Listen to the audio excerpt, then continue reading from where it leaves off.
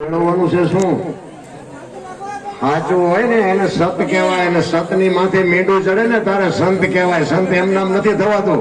આખી દુનિયા પગે લાગે છે ને એવું હાવ હેલું નથી. આને જેટલા પગે લાગે છે ને એથી 4 ગણા ગાળ્યું દે છે. તમને ન ખબર હોય તો સંતના સાનિધ્યમાં જવાનું તમને મને જે હોજ્યું છે ને એ કઈક એની કૃપા છે.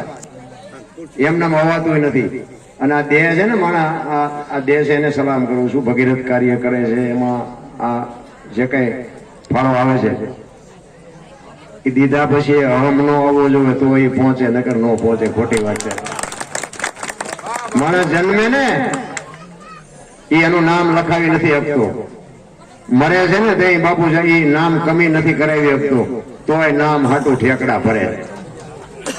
જન્મે ને અને એના માટે જે કપડું રાખ્યું હોય ને બાળોતીઓ કહેવાય, એને ખિસ્સું ન હોય. મર્યા પછી કફન હોય એને ખિસ્સું ન હોય તો એ ખિસ્સા ભરવા હાટું ઠેકડા મારે.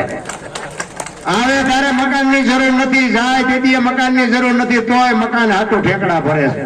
તો તમારે મારે અહીંયા આવ્યા છે હું કામ એ તો ખબર હોવી જોઈએ ને. કુતરા પેટ ભરી લે છે ભલામણ. તમને મને તો માણા બનાવ્યા. આટલા સંતોની સાનિધ્યમાં જે બેહવા મળ્યું છે ને એ કઈક તમારા ગુરુની કૃપા છે, તમારા મા બાપના સંસ્કાર છે. અને આ સંસ્કાર ઉજળા થાય ને એવું કઈક કરજો. મારા રામનગા ફેરો ફોગટ વિયો જાય.